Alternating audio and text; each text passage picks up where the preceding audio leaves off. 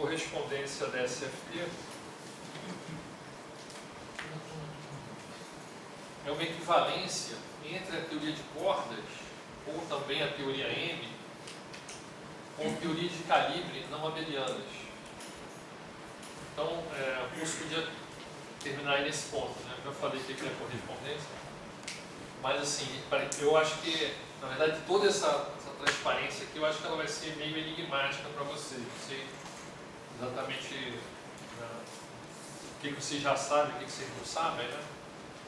Então, por isso que eu programei essa semana ser uma semana de introdução à correspondência, assim, pegando assim, o que a gente precisa saber antes de aprender a correspondência, né, para poder entender o que é de fato a correspondência. Então, essa segunda frase aqui talvez ajude um pouco mais, né? Em particular, uma teoria de cordas em 10 dimensões, ela é equivalente a uma teoria de calibre. A teoria de calibre não abeliana é uma teoria de campos em 4 dimensões. Então, isso aí é o aspecto mais surpreendente da correspondência. É uma teoria em 10 dimensões, né, ser equivalente a uma teoria em 4 dimensões. Isso já ainda é completamente inusitado e surpreendente. E aí existem outras versões da correspondência que envolvem a teoria M, e aí por isso ela é definida em 11 dimensões, e ela é relacionada com teorias de calibre, também não abelianas. Eu vou falar depois o que são essas teorias, um pouquinho, né? Em 3 e 7 dimensões. Tá? Então existem outras formas que não sejam essas aqui da relação entre 10 e 4. Essa que está em vermelho aqui é a forma mais comum, a mais conhecida da correspondência. Tá? E é que a gente vai explorar mais. Mas existem também essas outras formas aqui. Por exemplo,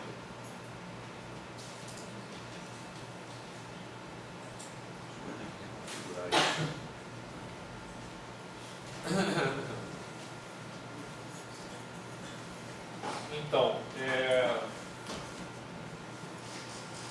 essa correspondência, ela tem uma característica especial, que tanto a teoria de cordas mencionada aqui quanto a teoria M, elas não estão no espaço chato, elas estão mergulhadas num espaço, que é um espaço de curvatura constante negativa, chamado espaço antidecíter.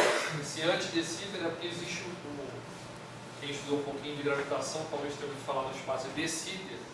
O espaço de Sitter é um espaço de curvatura constante positiva. Então seria basicamente um espaço-tempo que você pode associar a uma esfera, o espaço de Sitter. Tá? O nosso universo ele é aproximadamente, tem a forma aproximada de Sitter. Esse anti-de Sitter é só uma solução, alguma coisa oposta a de Sitter é uma solução de curvatura negativa. Curvatura negativa, que os matemáticos chamam, é um hiperboloide. Tá? O hiperboloide, então, seria uma superfície que, se você definir uma quantidade, né, você pode calcular a partir da geometria, e aí essa quantidade associada ao hiperboloide é positiva para uma esfera, mais 1 para uma esfera e menos 1 para um hiperboloide. Então, esse anti-de Sitter, ele basicamente teria essa geometria associada ao hiperboloide. Tá? Então, os livros de relatividade geral, em geral, eles não falam muito desse espaço anti-de Sitter porque ele não teria muito a ver com o nosso universo. Mas aqui na correspondência ADS, o ADS vem daqui, né? É uma sigla do anti-de Sitter. Né? Então, quando você considera a teoria de cordas ou a teoria M mergulhada nesse espaço de curvatura constante negativa, aí é nessa situação especial que essa teoria aí, particular, ela vai estar relacionada com teorias de calibre na fronteira desse espaço de curvatura negativa. Então, o fato de relacionar com a teoria da fronteira é isso que permite a correspondência relacionar teorias em dimensões diferentes. Bem que você vai falar, bom, mas um espaço de 10 dimensões eu imaginaria uma fronteira de 9, né? Seria usual, né? Mas aqui vai ter uma condição especial que esse cara vai estar relacionado com uma fronteira em 4 dimensões. Tá? E aqui também, 11, em 3, em 7. Querem fazer perguntas? Bom, então essa transparência aqui é um resumo do que seria correspondência. Tá? Mas eu não imagino que vocês vão entender muito Mas assim, é bom falar o que é para vocês ficarem com isso na cabeça, tá? Para ter em mente que ao longo do que eu vou falar aqui nas próximas aulas, né, o objetivo vai ser que a gente chegue na sexta-feira, né, e vocês possam, quando eu, né, falar novamente sobre essas coisas, vocês conectam as coisas que eu falei ao longo da semana, vocês vão juntar os pedacinhos e para ver se isso faz. Eu imagino que isso aí não vai fazer nenhum sentido agora, né? Mas a minha esperança, né, a intenção de dar esse curso é que na sexta-feira e na semana que vem você já tem uma ideia do que é isso que eu estou falando. Professor, o que isso quer dizer com equivalente? Só para eu já ir procurando nas próximas aulas. Vou perguntar para você então o que você considera equivalente. Depende, né? Que tipo de estrutura você está falando. Eu não faço a mínima ideia do que seria. Não, esquecendo isso, para você, o que você quer falar? falar? Que valem um, valem do outro? Dá um exemplo de alguma equivalência para você. O que é? Você falou, por exemplo, de curvatura. Né? Se tiver a mesma curvatura, a gente pode considerar equivalente, de certa forma, geometricamente falando. Ou se tiver a mesma topologia, eu não sei o que quer dizer equivalente nesse caso. Você já está pensando numa coisa bem matemática, né? Mas sim.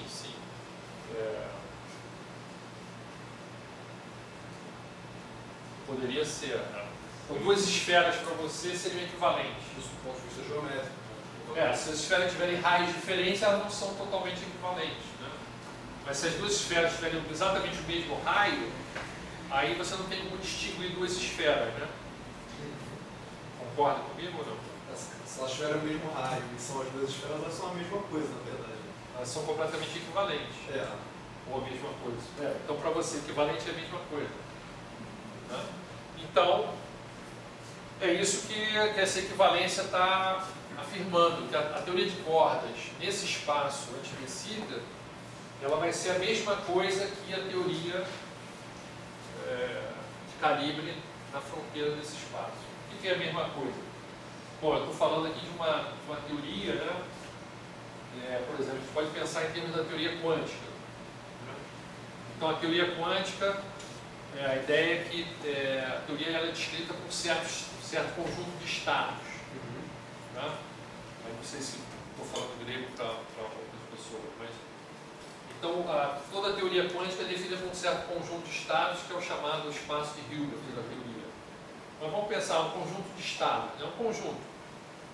Então, o conjunto de estados de uma teoria seria equivalente ao conjunto de estados da outra. Então, eu tenho aqui, vamos dizer, 50 estados, A, B, C, D, A1, A2, aí você vai, vamos fazer essa contagem no outro, você também tem os 50, claro, não é 50, é um número infinito de estados, mas esse estado A1 aqui, tem um estado A1 igualzinho aqui, o estado A2, tem um estado A2 aqui. Você teria uma correspondência completa entre estados das duas teorias. Valeu. Tá? Uma boa pergunta. Querem falar mais alguma coisa? É bom vocês perguntarem, né? Porque aí eu vou entendendo o que vocês estão entendendo, o que vocês não estão entendendo. O termo conforme identifica o que numa teoria não linear? Eu não falei, né? Eu comi essa parte. Acho que eu preciso reconfigurar o computador para ele não desligar. Eu pulei essa palavra conforme. A gente vai falar depois, eu acho que eu não programei nada aqui, né? Mas é uma pergunta importante também. É que teorias chamadas de teorias conformes são teorias que não têm escala de massa, nem escala de comprimento, nem escala de energia. E você vai pensar, então, é uma teoria que não existe, né? Não, ela existe. Então, em teoria de campos, a teoria de campos, ela, de certa maneira, é um pouco abstrata, mas ela pode ser usada, por exemplo, para a física do LHC, por exemplo, da colisão de partículas, ela é toda baseada na teoria de campos. A teoria de campos é usada para entender como é que a gente chegou à conclusão que existe uma partícula chamada Higgs, né? Vocês devem ter ouvido falar nela. Então, a teoria é um modelo, a partícula de Higgs ela foi proposta a partir de um modelo de teoria de campos. Tá? E acontece que existem teorias de campos que são conformes. Então você pode imaginar é uma coisa um pouco abstrata, mas você pode imaginar uma teoria de campos que não tenha nenhuma escala de energia, nem escala de massa, nem escala de comprimento, nem escala de tempo. Aí é curioso você falar, mas essa teoria deve ser super bizarra, né? Não tem nenhuma escala. O que você faz com essa teoria? Então, surpreendentemente, existem pessoas que dedicaram a vida toda pesquisando essas teorias conformes. Tem livros só sobre teoria conforme. Né? Eu poderia, em princípio, dar um curso aqui de um semestre sobre teorias conformes, que é assim, um negócio bastante extenso. Mas a aplicação de teorias conformes. Então, o pessoal que estudou matéria condensada, né, quando estuda transição de fase, né, a água na forma líquida passou para gelo, né, para a forma sólida, chamada transição de fase. Então, as características físicas do sistema mudam muito quando há uma transição de fase. Né? Então, algumas quantidades elas são singulares quando você tenta acompanhar a substância numa fase e em outra fase. Essa transformação se dá através se você tentar calcular algumas quantidades, elas são singulares na transição de fase. E essas teorias conformes, elas são úteis, então, justamente para você descrever essas teorias nessas transições de fase. Negócio meio bizarro, mas funciona assim. Então, isso é uma coisa que foi muito estudada nos anos 80. Né? Tem umas pessoas que até hoje trabalham, eu conheço algumas pessoas que trabalham, não tem nada de ADS-FT no trabalho da pessoa, mas ela trabalha usando teorias conformes em matéria condensada. Tá? Então, é uma linha de trabalho. A aplicação, né? A aplicação mais importante que eu vou falar aqui é o uso dessa correspondência para falar da cromodinâmica quântica, que é na sigla em inglês da QCD, que é a teoria das interações fortes. E essa teoria das interações fortes, no regime de altas energias, ela é também aproximadamente conforme. Ou seja, não a teoria toda, mas num certo regime, que é o regime de altas energias, que é o que você vê lá no LHC, a teoria é aproximadamente conforme. Ela aproximadamente não depende de escala de energia, nem de massa, nem de comprimento. Tá? Aproximadamente. Tá? Mais perguntas?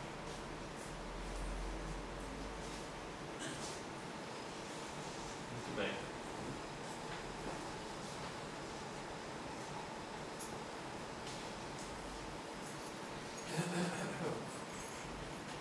Bom, aqui eu já tinha comentado, né, que a correspondência ela relaciona a teoria de cordas e a teoria M com teorias de calibre.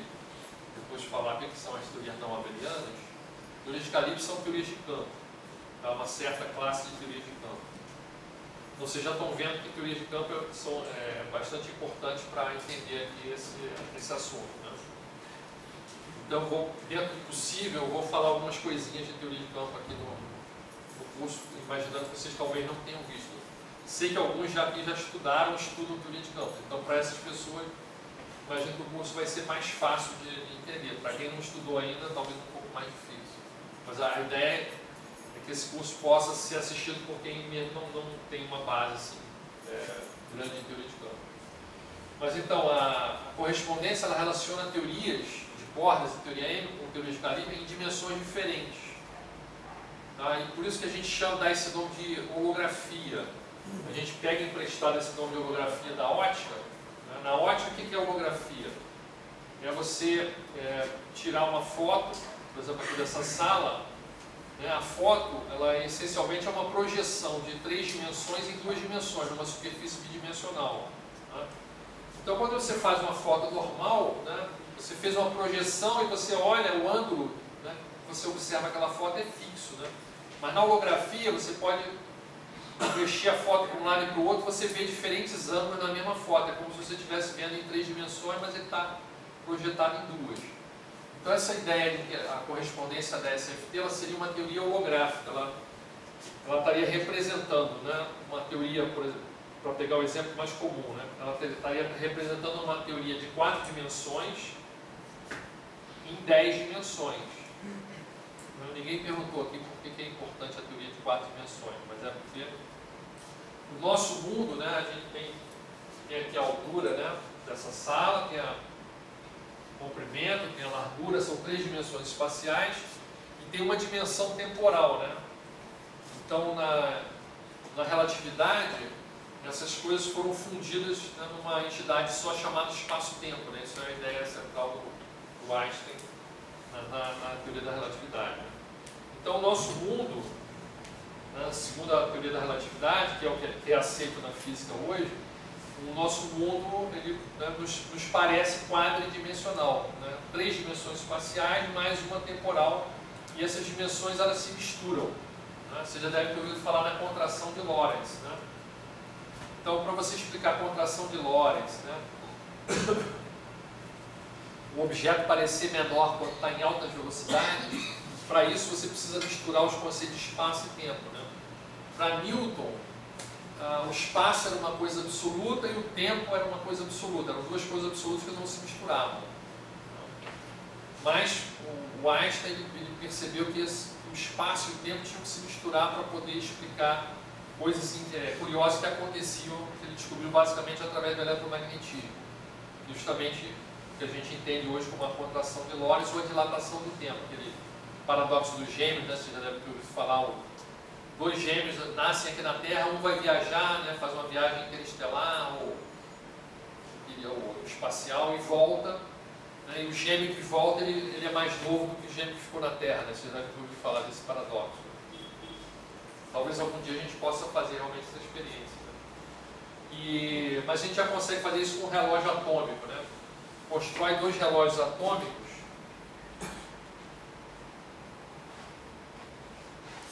Constrói 2 relógios atômicos. Sincroniza os 2 relógios. O relógio atômico é um negócio enorme. Né? Sincroniza os 2 relógios. Aí deixa um no seu laboratório, pega o outro, bota dentro de um caminhão, leva para um aeroporto, bota num avião a jato, bota para dar a volta na Terra, né? E aí pega de novo, pousa no mesmo lugar, volta, e aí quando se compara os 2 relógios, você vê que o tempo do relógio atômico que ficou parado no laboratório, né, ele é mais velho do que o relógio atômico que passeou lá. O tempo para o relógio que passou mais devagar, tá? O tempo passou mais rápido aqui na Terra. Então isso é medido experimentalmente, isso é uma previsão da teoria da relatividade, isso é medido experimentalmente. Mas para realizar isso é necessário misturar os conceitos de espaço e tempo. Não dá para ficar só com espaço e tempo separado. Tá? Isso foi a contribuição fundamental do Einstein na teoria da relatividade. Então, esse espaço aqui de 4 dimensões que eu estou me referindo, a teoria de campos em 4 dimensões, é porque é uma teoria relativística em 4 dimensões, que é a dimensão que a gente percebe no nosso mundo. As 3 dimensões espaciais, mas a dimensão temporal. Tá? E a teoria de cordas, que é esse mistério, né? Ela tem essas dimensões que a gente chama de dimensões extras. Né? Ela precisa viver em 10 dimensões. Eu vou comentar mais sobre isso mais adiante. E essa teoria M, que seria a teoria, esse M pode ser de mãe, de matriz, de membrana. Essa teoria viveria em 11 dimensões. Tá? E ela se relacionaria com teoria de campo em 3 ou 7 dimensões. Tá? Mais perguntas? Então, essa ideia da holografia, né? Todo mundo já deve ter visto aí uma foto holográfica, e você mexendo na foto, dá a impressão que você ali naquela superfície bidimensional você tem na verdade 3 dimensões. Então aqui é como se você tivesse, nosso mundo fosse quadridimensional, mas ele fosse uma projeção de um mundo que tem 10 dimensões, que seria o mundo da dimensão das cordas. Então nós seríamos uma espécie de, segundo a correspondência da SFT, uma espécie de projeção do mundo de 10 dimensões em 4 dimensões. A gente só vê as 4 dimensões, como se a gente vivesse preso no filme fotográfico, mas o mundo na verdade tivesse 10 dimensões. Só que a gente não consegue ver essas 10 dimensões. Então essa, na verdade, é a proposta que a correspondência da SFT tem para resolver esse problema da teoria de cordas, ter que viver num espaço com mais dimensões. Mais perguntas?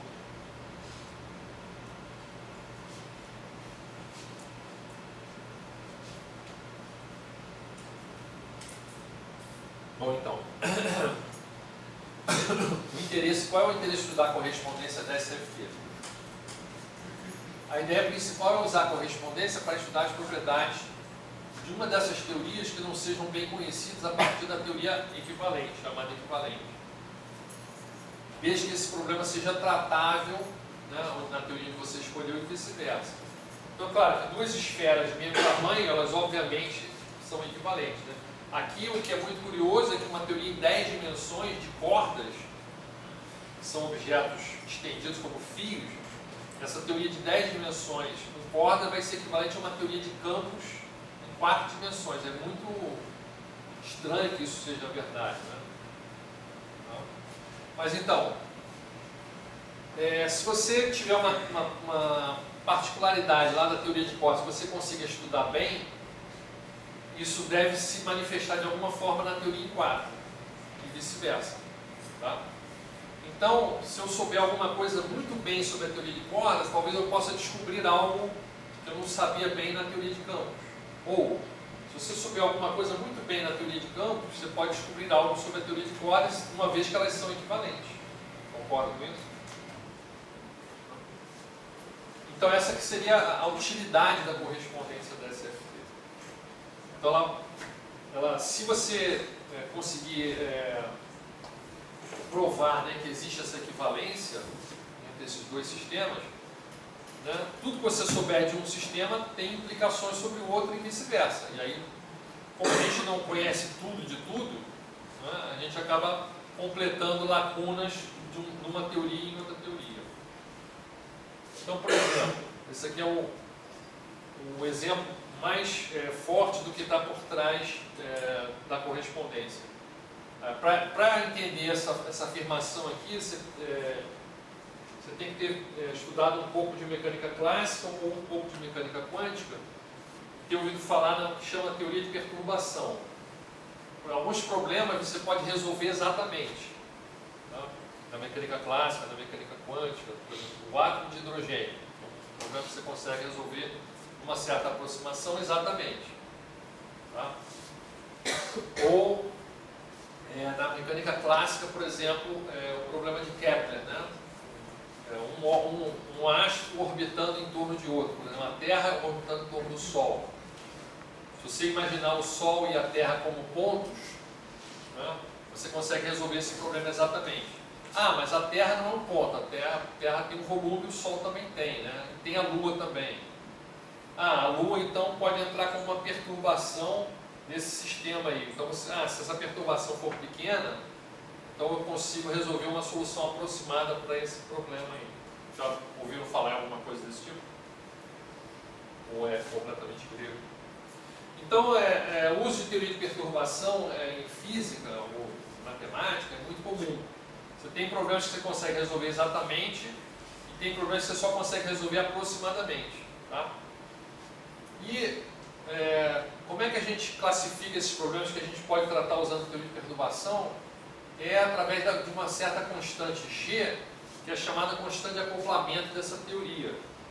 Então, por exemplo, o sistema Terra-Lua, ou Sol-Terra, né, como pontos, a gente sabe resolver exatamente. Se você colocar a Lua para girar em torno da Terra, se, por exemplo, a massa da Lua for bem pequenininha, né, a interação gravitacional ela também vai ser pequena, né? Certo?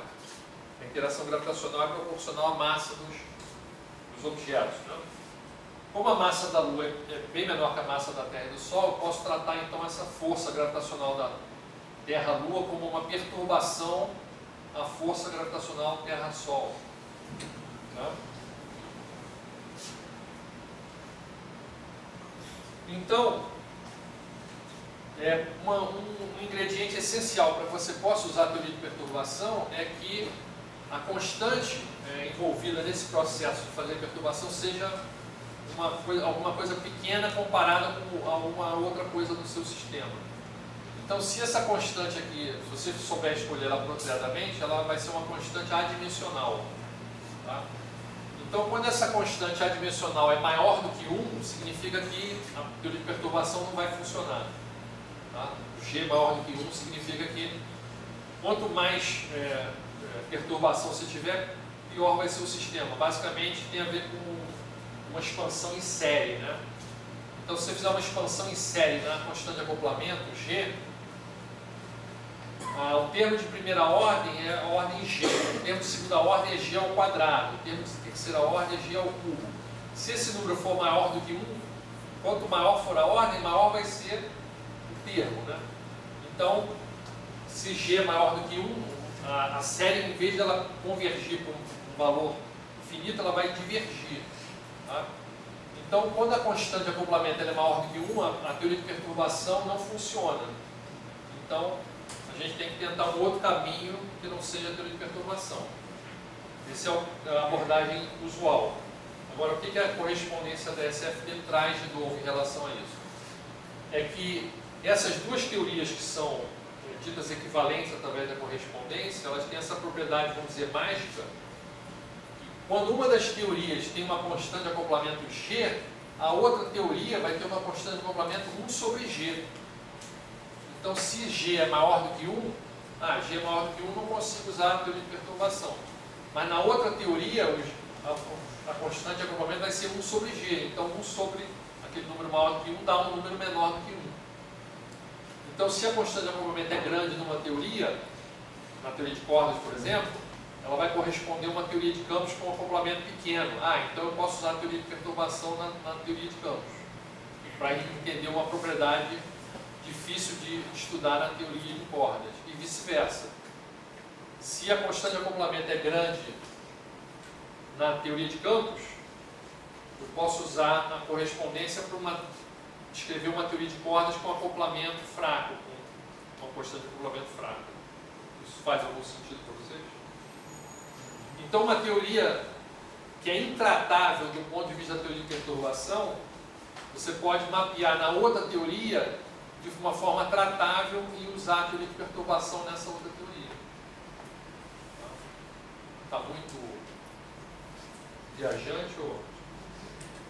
Então, essa que seria a principal razão do sucesso assim, do uso da correspondência em aplicações. Tá? E, por exemplo, as aplicações que eu tenho trabalhado em física de partículas, basicamente usam essa propriedade aqui. Então, o regime chamado não perturbativo, que é G maior do que 1, ele é mapeado através da correspondência num regime perturbativo, 1 sobre G, né, se G é maior do que 1, 1 sobre G é menor do que 1, tá certo?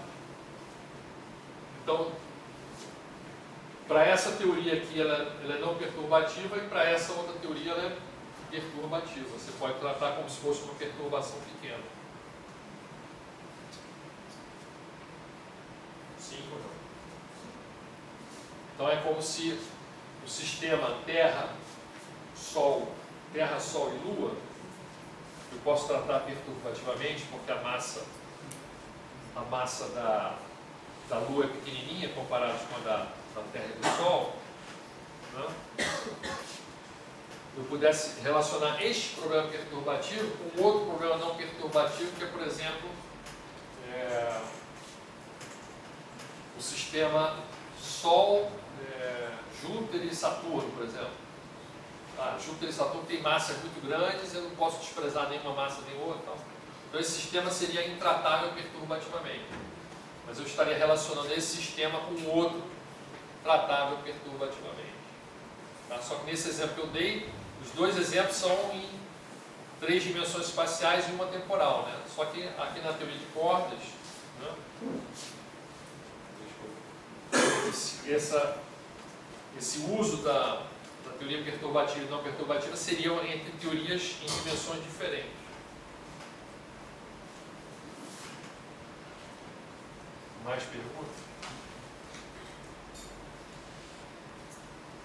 Bom, então, essa era a parte, vamos dizer, genérica aí sobre o curso, que eu chamei de introdução. Né? Então, assim, eu estou falando sobre as coisas, mas sem apresentar muitos detalhes. Né? Certo? Então, agora a ideia é a gente entrar um pouco nos ingredientes, né? quais são os ingredientes necessários que a gente precisa para entender a correspondência da SFP.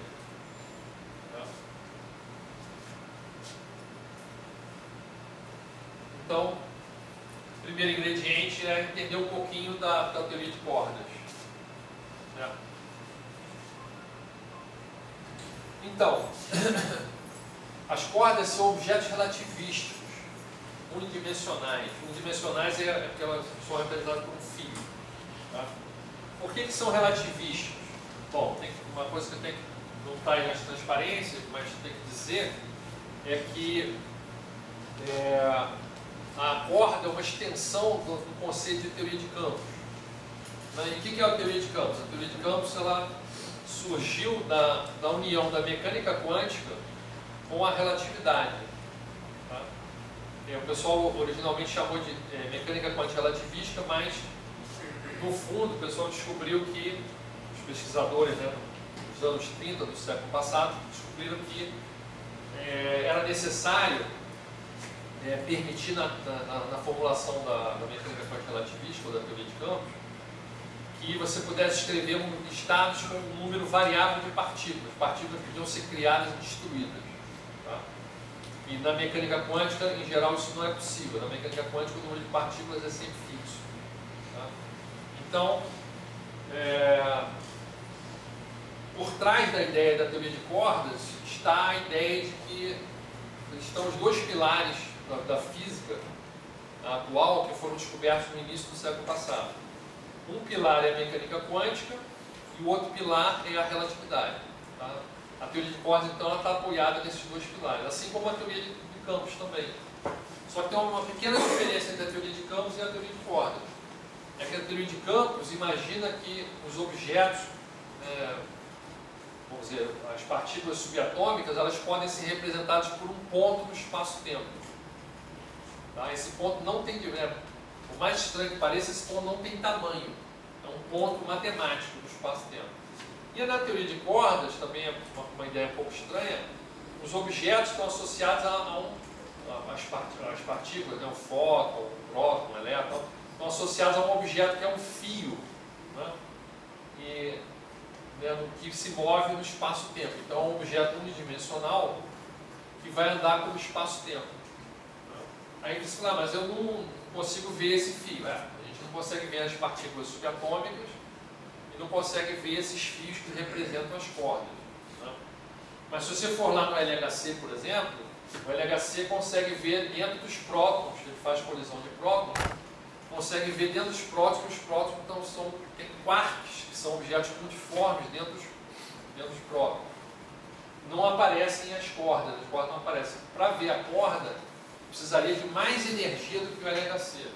Na verdade, se eu usar a tecnologia do LHC, eu teria que ter um acelerador que seria maior do que o sistema solar, para fazer a colisão das partículas e poder ver os fios das cordas aparecendo. Então, assim,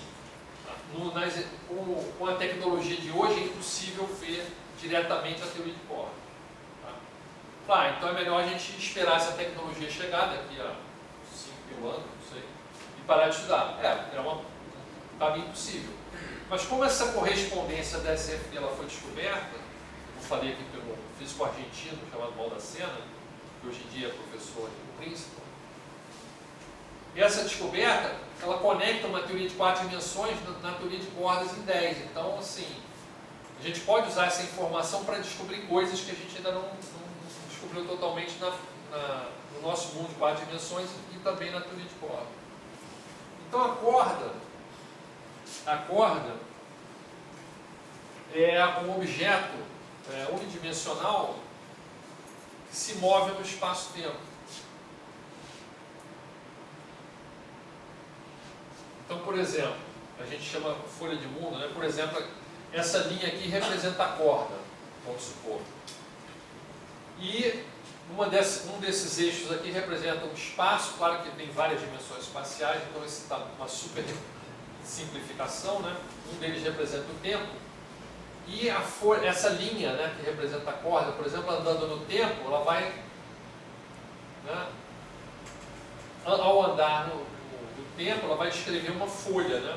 Se uma partícula deveria ter posto aqui o desenho de uma partícula, né? Uma partícula no espaço-tempo, né? Um pontinho aqui andando no espaço-tempo, descreve uma linha, né? Certo? Então descreve, chama linha de mundo, né? A linha que a partícula descreve quando ela anda no espaço-tempo. E a corda, por extensão, né? Ela andando no espaço-tempo, ela vai descrever essa tal folha de mundo. Né? Essa geometria da folha de mundo vai ser o ponto central para fazer a descrição da teoria de cordas. A descrição matemática da teoria de cordas vai ser toda baseada nessa geometria aqui da folha de mundo. Tá? Então, da partícula seria a linha de mundo e aqui vai ser a folha de mundo. Tá? Então, aqui seria a descrição da teoria de campos e aqui seria na teoria de cordas. Tá? Perguntas? O pessoal que chegou mais tarde recebeu o formulário aí de questionário que eu passei, não?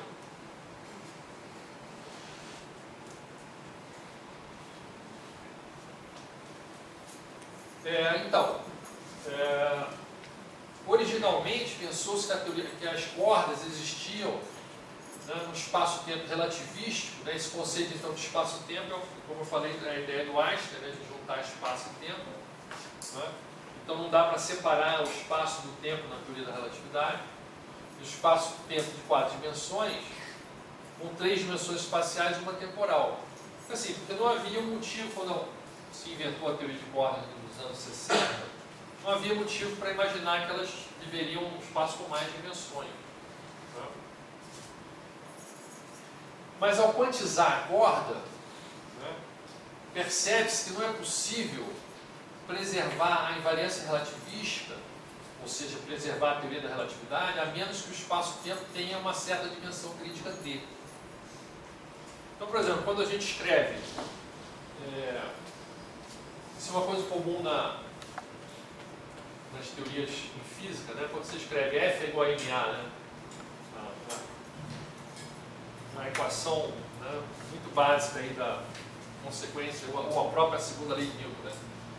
Então, força, né, é um vetor, né, proporcional à aceleração, né, através de uma constante dimensional que é a massa. Né, certo? Então, esse vetor, essa equação aqui, vetorial, está dizendo que esse vetor tem as mesmas dimensões desse vetor aqui. Né, certo?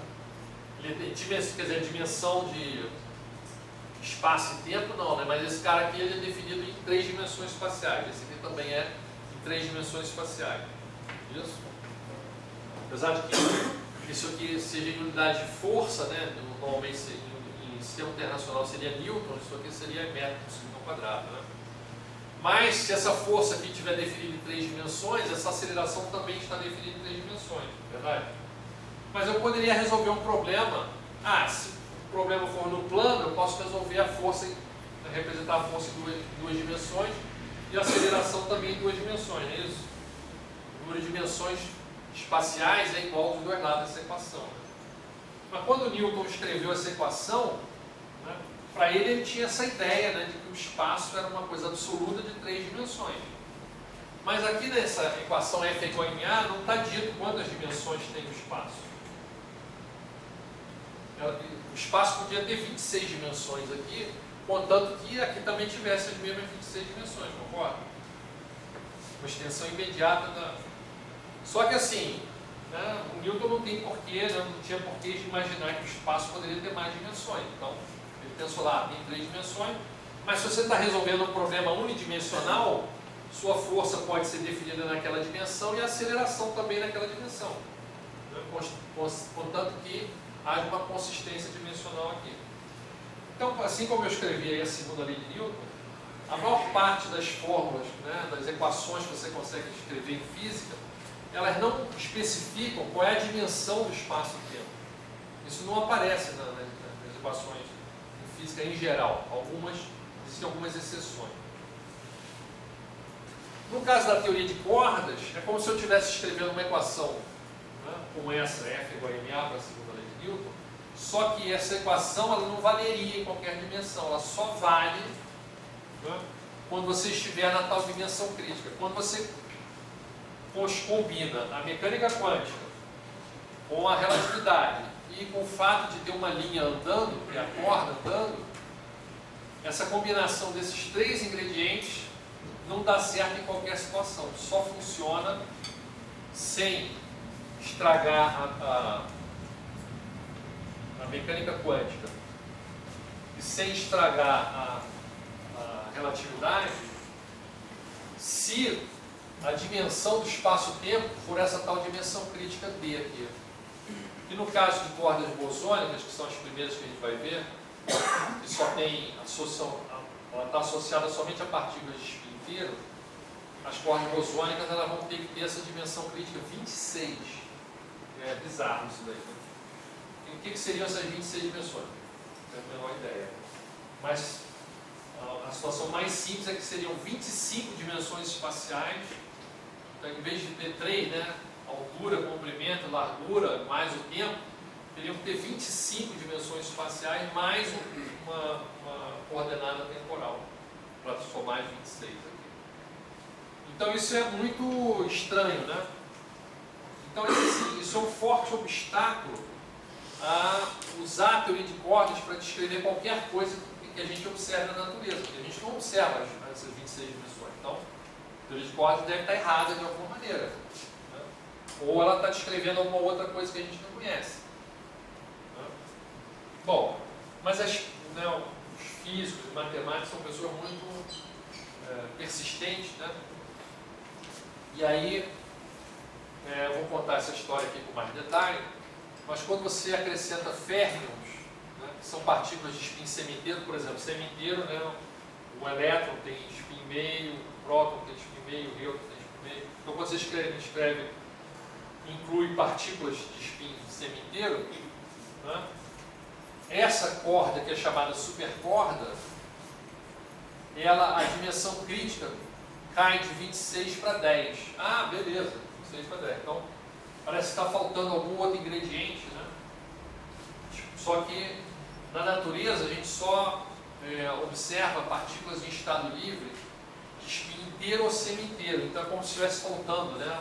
Ah, se eu descobrir mais um outro tipo de partícula, talvez essa dimensão crítica aqui caia de 10 para 4. Só que a gente nunca descobriu isso, então a teoria de cordas que a gente trabalha atualmente, que é a chamada supercorda, ela tem uma simetria, além dela ter férmions e bósons, ela tem uma simetria entre os férmions e bósons que é chamada supersimetria. Tá? E ela tem, então, essa dimensão crítica 10 dimensões. Então ela vive num espaço de 9 dimensões espaciais e mais uma dimensão temporal. Tá? Só para vocês terem uma ideia, esse conceito aí da supersimetria é tão importante que o LHC tem ainda um grupo de pesquisadores dedicados a procurar a supersimetria. Né? A experiência lá no LHC ela é feita em etapas. Né? Os primeiros anos foram feitos com uma certa energia de 7 ou 8 tera-electronvolt, e se procurou por supersimetria nas colisões lá no LHC, não se encontrou. Tá?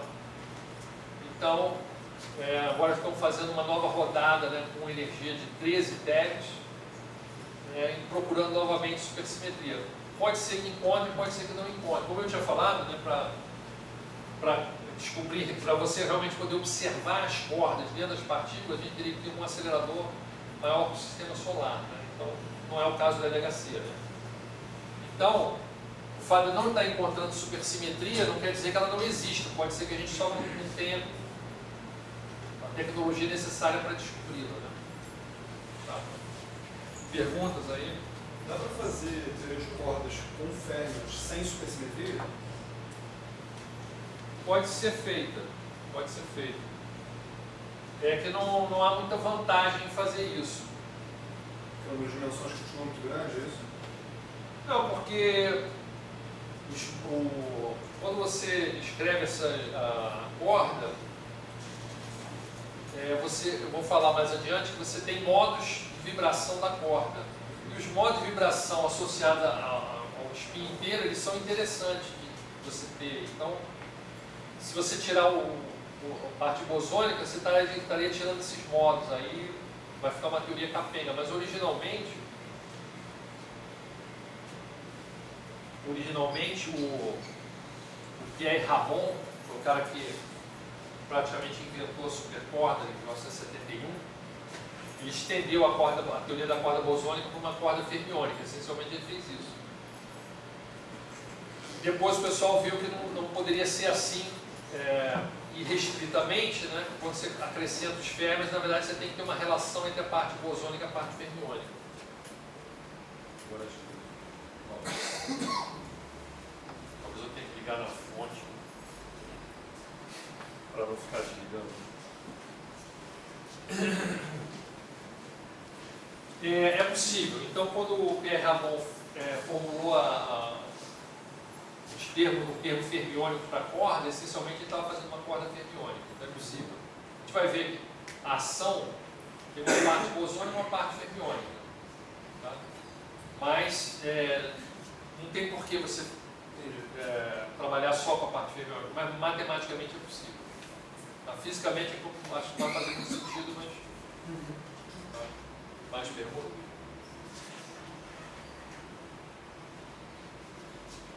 Bom, então eu falei agora, né,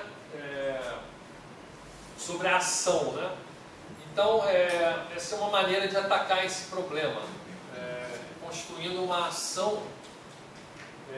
A ação é o objeto básico que vai descrever a teoria. Tá? Então, o objetivo aqui é descrever uma ação para a teoria de cordas. Essa ação aí, para quem estudou mecânica clássica, né? O Newton, né? Escreveu essa lei aqui, uma lei dinâmica, né? Porque aqui tem a derivada segunda aqui na aceleração, né? Então essa é uma equação diferencial de segunda ordem. Essa é uma maneira possível de escrever a teoria através de equações diferenciais, né? Certo? Mas uma maneira foi o Hamilton quem encontrou, é que você pode derivar um princípio de mínima ação, né, e escrever a ação como uma integral de um objeto relacionado com a teoria, na verdade com a lagrangiana da teoria. Então, não sei se vocês já viram isso, parece que eu passei esse formulário para ter uma ideia do que vocês já viram ou não viram, né? Mas, então essa ação, né, ela existe tanto na mecânica clássica quanto na mecânica quântica. Né? É só um caminho. Como a gente não tem acesso, em princípio, ao mundo quântico, né? O mundo quântico, em geral, são coisas microscópicas. Né? Um átomo, né? A gente não consegue, né, meter a mão lá no átomo e tirar os elétrons lá de dentro. Então, a gente não consegue ver os elétrons no átomo e a gente não tem acesso direto a isso. Né? No princípio, né, a dinâmica dos elétrons girando em torno do núcleo atômico são descritos pela mecânica quântica, não pela mecânica clássica. Né? Então, o acesso a essas teorias quânticas é restrito para a gente só conhece um mundo que a gente tem contato aqui, né? Que é o mundo clássico. Então, uma maneira de acessar, né, construir uma teoria que acesse esse mundo quântico é seguindo esse roteiro de construir uma ação e depois que a gente chama quantizando essa ação. Tá? É assim então que é assim que a teoria de campos é feita. A gente constrói uma ação clássica para ela e quantiza essa teoria, porque a gente impõe que as propriedades quânticas têm que valer para essa ação inicialmente clássica que a gente construiu, e daí surge a teoria chamada teoria quântica de campos. A mesma coisa vai ser feita com as cordas. A gente vai propor uma ação, a ação vai ser quantizada. Eu não vou poder dar detalhes aqui da quantização, gastaria muito tempo para fazer isso, mas vamos dar o resultado de como é que é a quantização da corda. E a quantização da corda, então, vai descrever essencialmente a teoria, o que é a teoria. Tá? Então, essa é a maneira como a gente tem, os físicos têm de descrever os sistemas, em geral. Pode ter sistemas, maneiras alternativas também de fazer isso.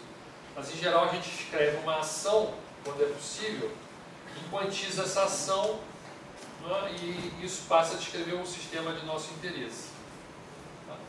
Então, essencialmente, a ação é uma integral no tempo da lagrangiana da partícula. E a lagrangiana, pelo menos nos casos mais simples, é a energia cinética menos a energia potencial.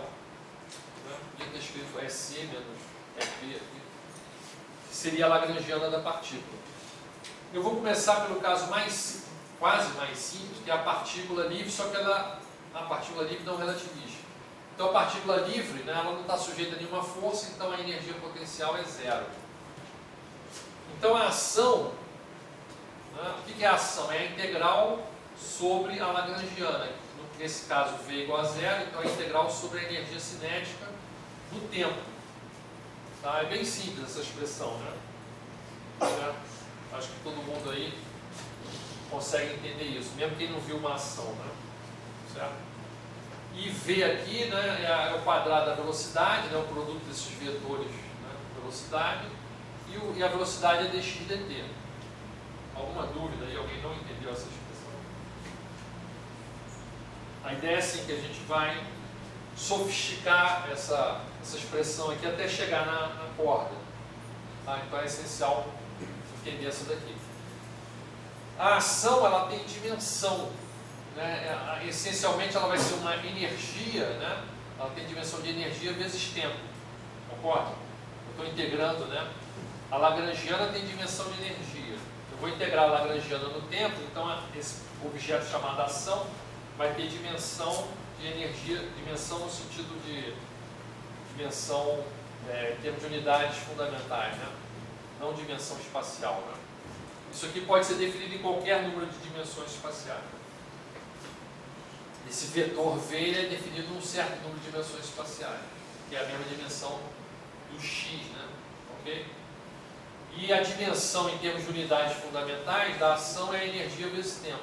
Então, isso é uma propriedade geral das ações. Tá? Então, isso aqui também, a unidade de ação também coincide com a dimensão de momento angular. Né? Porque se a gente reescrever energia vezes tempo, como massa vezes velocidade vezes distância, então massa vezes velocidade vai dar momento, né? Momento linear.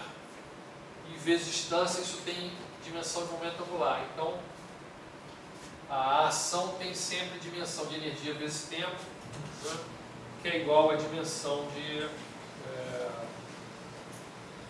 momento angular. Alguma dúvida nisso? Então a gente vai usar essa informação na hora de construir uma ação relativística e depois a ação da corda também. Dúvidas aí?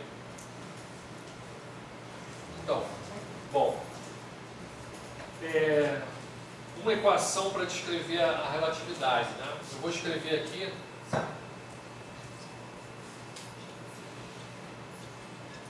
Esse aqui é o chamado comprimento invariante, ds. Não sei se todo mundo já viu esse comprimento invariante. Isso é como a gente mede alguma coisa em relatividade, né? A gente escreve esse objeto aqui. Isso é o que descreve o espaço-tempo, né? Esse c aqui é a velocidade da luz ao quadrado, esse dt é o intervalo de tempo infinitesimal e aqui dx, dy e dz são as dimensões espaciais. Né? Isso aqui então é a equação que descreve o espaço-tempo, né, da relatividade especial, é o chamado espaço-tempo de Minkowski, é o espaço-tempo chato. Quando o espaço-tempo for curvo, como na relatividade geral, eu vou ter coeficientes multiplicando essa parte temporal ou as partes espaciais. Esses coeficientes podem ser constantes ou podem ser funções das próprias coordenadas.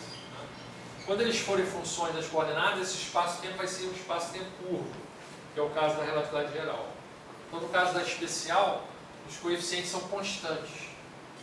Tá? Alguma dúvida nessa equação aqui? Talvez vocês já tenham visto essa equação escrita com dx mais dx ao quadrado mais dy ao quadrado mais dz menos c2t2. Talvez já tenham visto assim. Mas essa escolha de sinal é completamente arbitrária. Tá? É uma escolha que vai ter algumas consequências, mas não tem nenhuma consequência física. Assim.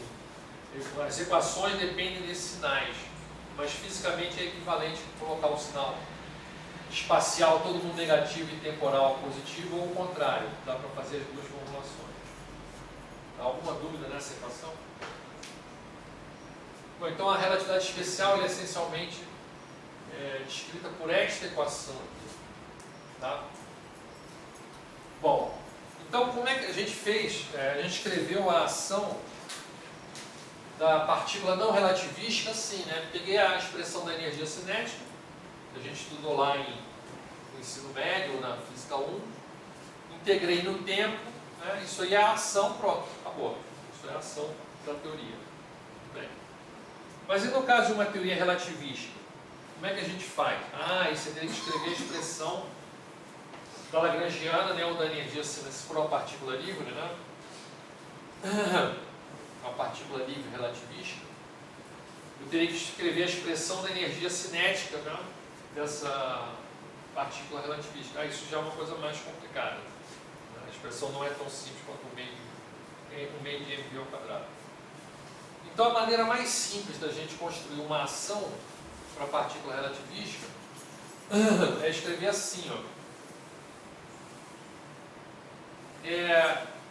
Em vez de integrar sobre o tempo, eu vou integrar sobre o ds. Por que eu vou integrar sobre o ds? Porque quando você faz a integral no tempo, essa integral aqui no tempo, você está supondo que espaço e tempo são coisas diferentes, que é a ideia newtoniana. Mas na relatividade, espaço e tempo se misturam. Está expresso nessa equação aqui. Vejam que quanto maior for o intervalo de tempo, maior vai ser ds. Quanto maior forem os intervalos espaciais, menor vai ser ds. Eles estão misturados nessa equação. E esse ds aqui é o chamado comprimento invariante. Quando você mede esse ds num referencial, ele tem o mesmo valor em outro referencial. Ele não depende do referencial. Você faz uma transformação de Lorentz e ele mantém exatamente o mesmo tamanho. Esse ds, mas não tem contração de Lorentz? Tem. Tem dilatação de tempo? Tem. Mas a dilatação de tempo compensa a contração de Lorentz e esse ds aqui ele é invariante. Então a maneira de escrever uma ação que seja invariante relativista é substituindo a integral em dt por uma integral em ds. É bem simples nessa ideia. Só que dimensionalmente a ação ficaria com a dimensão errada. Por quê? Porque a integral de ds, isso aqui vai ter dimensão, aqui são comprimentos, né? Comprimento aqui é tempo vezes velocidade ao quadrado, isso aqui também dá comprimento ao quadrado. Então ds tem dimensão de comprimento. Então isso aqui tem dimensão de comprimento. Ora, mas a gente acabou de ver que a ação tem que ter dimensão de energia vezes tempo, ou de momento angular, que é massa vezes velocidade vezes distância. Então, integral de ds é um objeto invariante relativista, mas falta a dimensão correta. Ora, mas se a partícula tiver massa m, e se você puder usar a velocidade da luz c, que é uma constante fundamental invariante da relatividade, então você fica com a dimensão correta, massa vezes velocidade vezes comprimento. Isso aqui então tem exatamente a dimensão da ação. Então essa é uma boa prescrição para uma ação de uma partícula relativista, porque tem as dimensões corretas e é invariante relativista. Pegaram a ideia aí?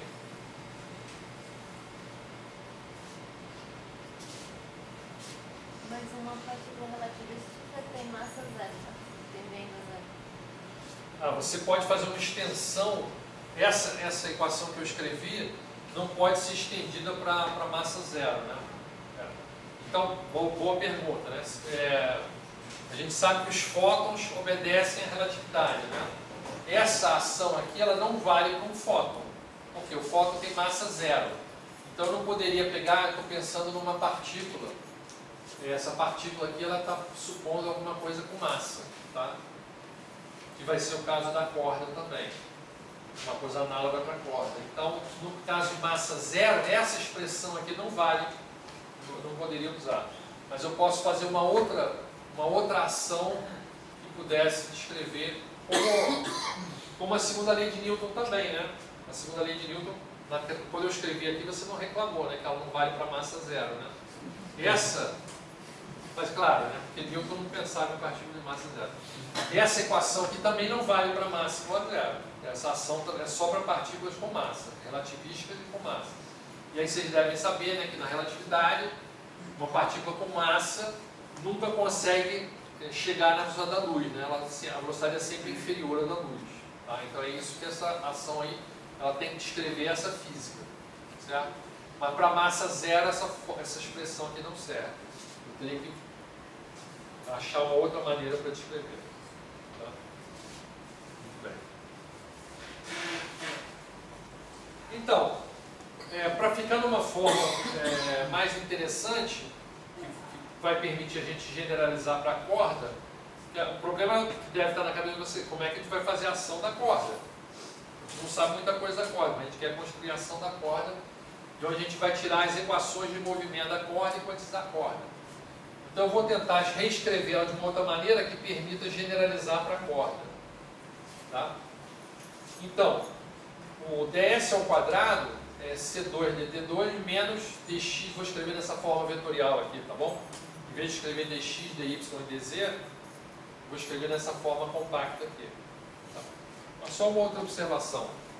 Essa equação também é a equação da relatividade especial. Vocês concordam que essa equação aqui ela está em 4 dimensões, né? 3 espaciais e uma temporal. Como é que seria essa equação aqui em 10 dimensões? Vocês saberiam dizer como é que é essa equação em 10 dimensões? Oi? Tipo Minkowski em mais dimensões. É só você acrescentar mais termos. Vamos dar a próxima dimensão vai ser W, então vai ter um menos W ao quadrado. W1, W2, W. Só aí essa fórmula aqui ela é facilmente generalizada para mais dimensões. Né? Certo? É isso que a gente vai estar pensando no fundo. Né? A corda vai estar vivendo num espaço, no caso mais simples, no espaço em Minkowski em 10 dimensões. Mas na correspondência da SFT, vai precisar ser um espaço curvo em 10 dimensões. Mas aí você está assumindo que a assinatura vai ficar sempre mais um, no caso. Vai ser mais, menos, menos, menos. Ou você pode colocar uma dimensão temporal mais também. Poderia, mas isso complica muitas coisas, então em geral a gente deixa uma dimensão temporal só e o resto de dimensões espaciais. Poderia. Tem algumas formulações, mas não é muito claro o que acontece nessas formulações. Na verdade tem um cara lá na Califórnia que é especialista em essas teorias com 2 tempos, né? Mas o que significa isso é uma coisa meio obscura.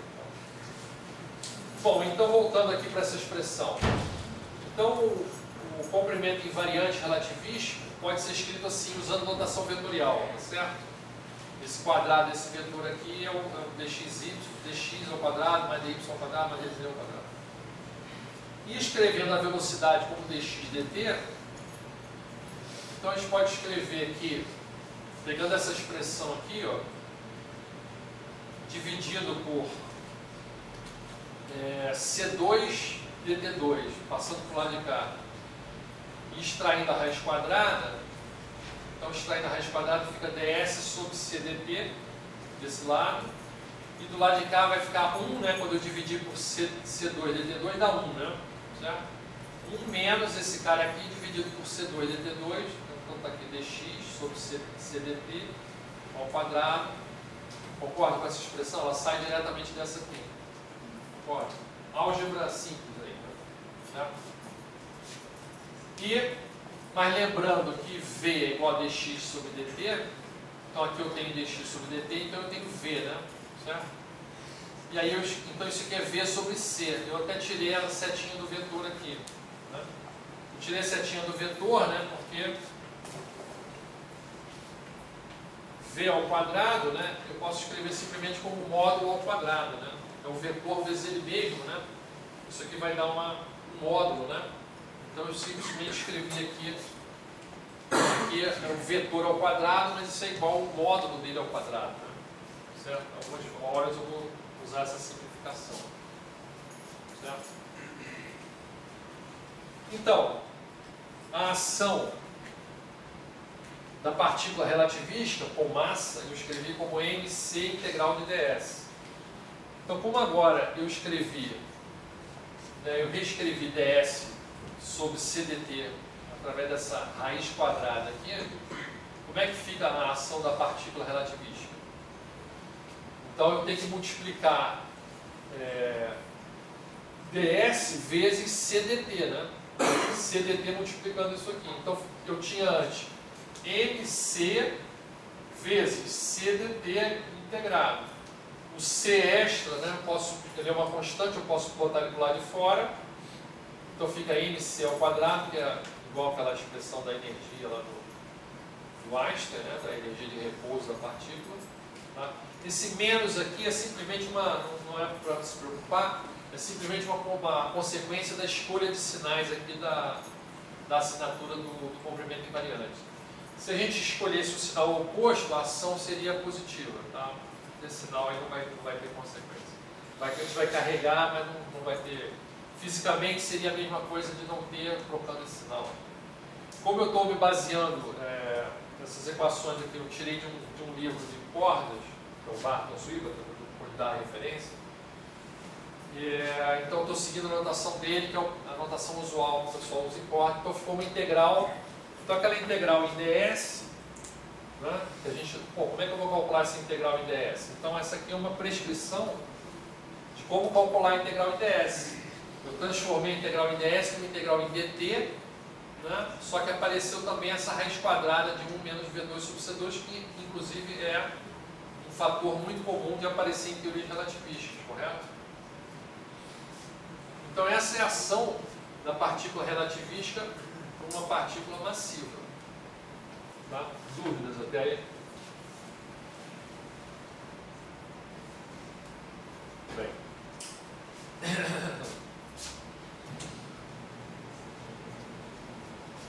Então agora eu vou pegar essa mesma expressão, só que agora eu vou introduzir a notação, uma notação de índices que a gente usa muito em teoria de campos e usa muito em relatividade e vai usar muito em teoria de cordas, essa notação de índices.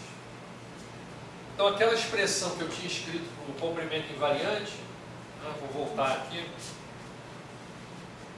essa expressão do comprimento invariante, C2 dt2 menos dx ao quadrado menos dx ao quadrado menos dz ao quadrado, ela pode ser escrita de uma maneira compacta, porque o pessoal da relatividade inventou isso. Né? O Einstein não usava essa notação, mas só foi aprimorando a notação e inventou essa notação. Então o comprimento invariante ele pode ser escrito usando introduzindo esse tensor aqui, ó, eta mini, onde o índice repetido dxmi, dxni, esse índice mi aqui, envolve uma soma sobre os índices mi e esse mi repetido envolve uma soma sobre os índices ni. Então, aquela expressão diante do complemento do espaço-tempo, ela pode ser reescrita exatamente dessa forma aqui. Desde que esse eta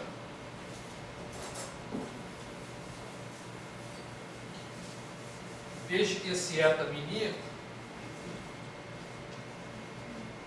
ele seja um tensor que pode ser representado matricialmente por um cara assim, ó. É tudo zero aqui, não sei se já estão acostumados aí a escrever zero assim na matriz, em vez de escrever um monte de zerinhos, escrever um zerão assim. E só os elementos da diagonal é que são diferentes de zero. E o primeiro é 1, porque o CDT, né, é positivo e a parte espacial é negativa. Então esse cara aqui representa a parte temporal e esse cara representa a parte espacial. Já viram isso em algum lugar? Sim. Então, mas ali tem um sinal de menos na frente. Então, aquele sinal de menos. Então a métrica daí seria com o sinal trocado. Seria menos, mais. É verdade. Eu não tinha lembrado desse sinal de menos. Perfeito. E isso vai depender da definição desses meus vetores, mas é verdade. Aqui eu tinha definido assim, né? Então, para mim seria natural, né? Tamanho. Mas eu botei esse menos aqui, nem sei por que eu botei esse menos, mas você tem razão. Então, é exatamente o equivalente a esse trocando os sinais, né? Troca os sinais e passa a trabalhar com essa métrica aqui. O tempo passa a ser negativo e as componentes espaciais ficam sendo positivas e aquela equação continua valendo, né?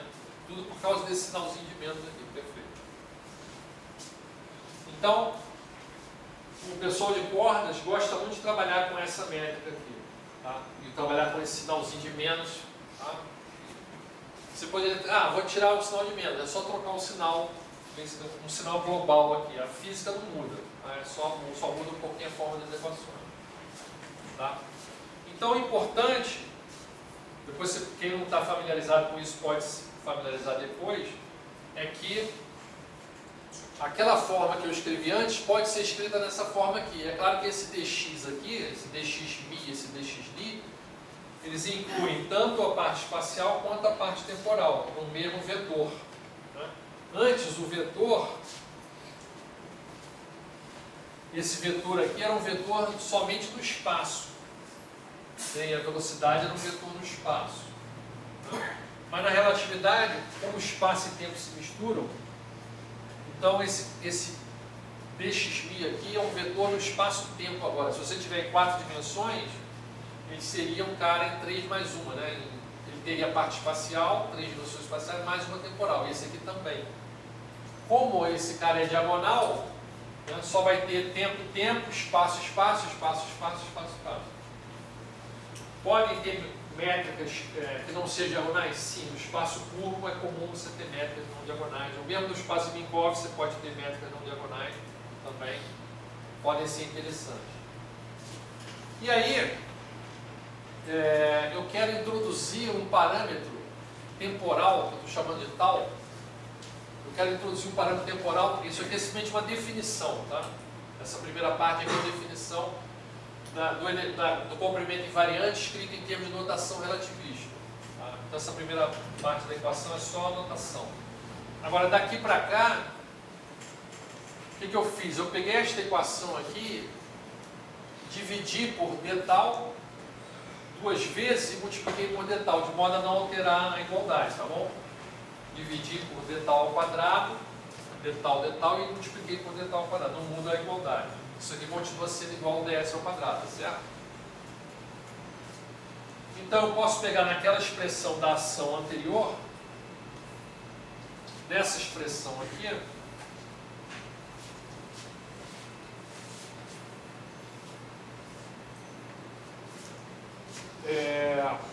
eu tinha... desculpa. Desculpa. Isso aqui era a expressão que eu tinha partindo diretamente usando a notação de vetores no tri-espaço. Né? Eu escrevi assim, como dt 1 menos v2 sobre c2 raiz quadrada. Tá? Agora eu vou fazer de novo essa conta, mas usando essa notação relativística mais sofisticada, vamos dizer assim. Por que eu estou usando? Porque ela é usada em teoria de campos, é usada em teoria de cordas, então a gente acaba ficando preso a essa notação.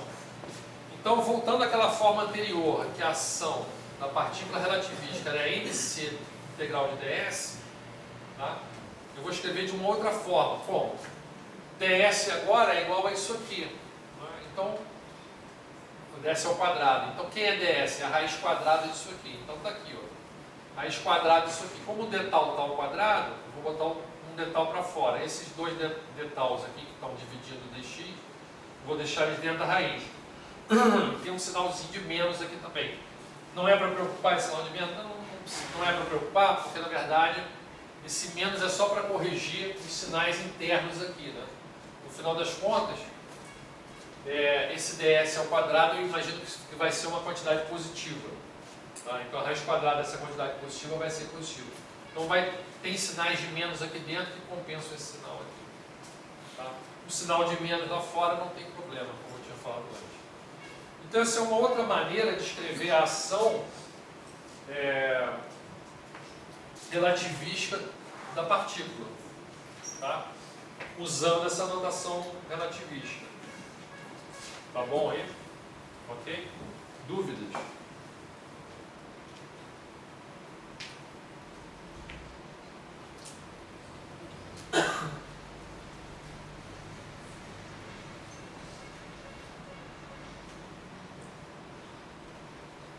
Então, tem uma propriedade importante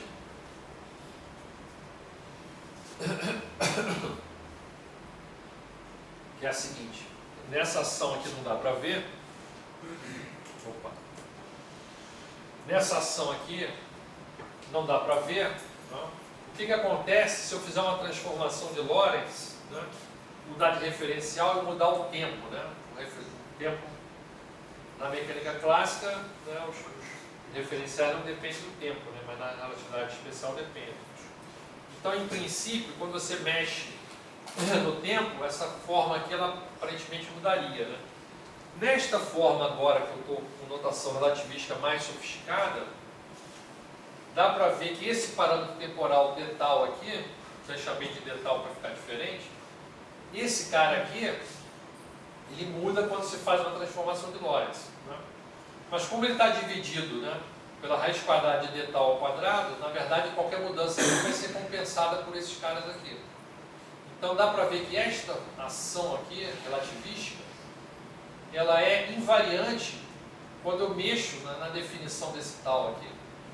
Então se eu pegar esse tal, vou redefinir ele por um fator que é 2 vezes um tal linha, se você fizer isso, essa integral aqui não vai mudar, porque faz essa variação no tal para tal linha, e esses caras aqui estão compensando esse, né? Então essa ação aí, escrita dessa maneira, tem essa, se chama simetria de reparametrização, tá? Isso é importante porque a corda também vai ter uma simetria parecida com essa, tá? Então isso vai ser um ingrediente que a gente vai levar para a ação da corda, tá? Então essa é uma maneira mais sofisticada de descrever a ação da partícula relativística com massa.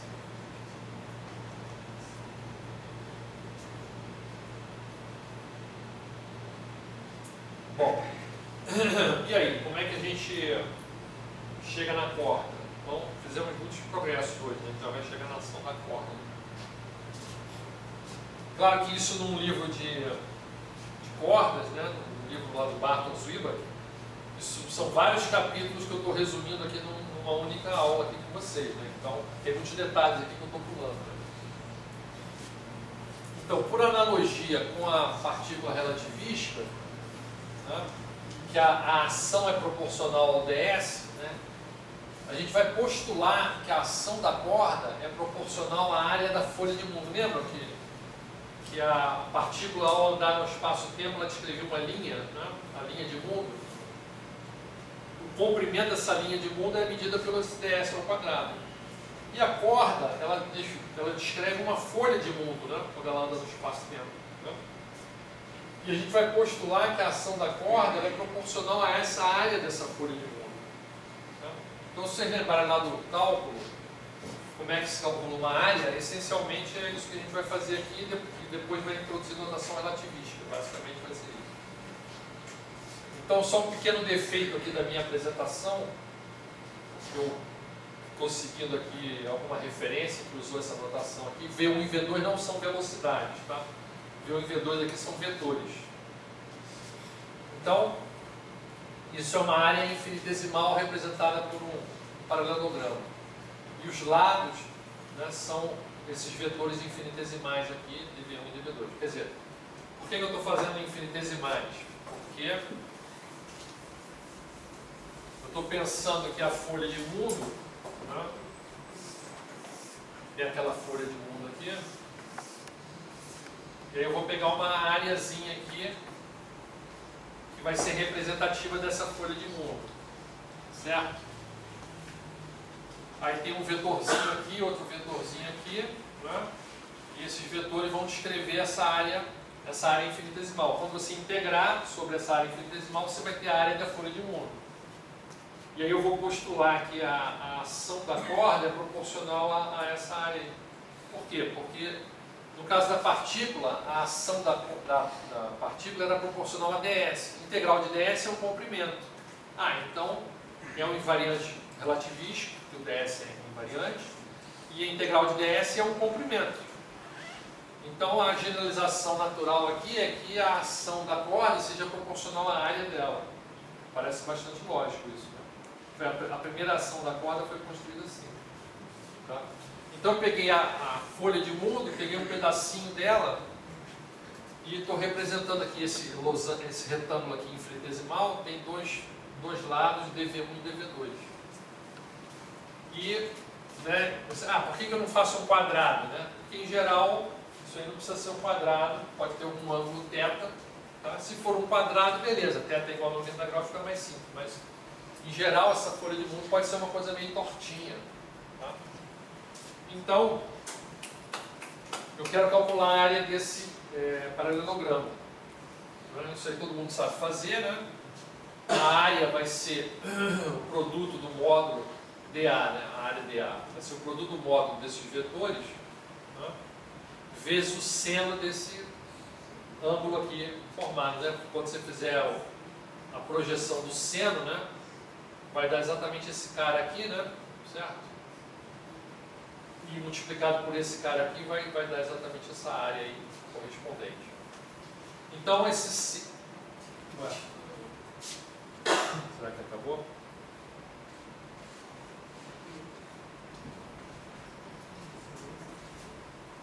Está ficando mais escuro. Então, essa é a área,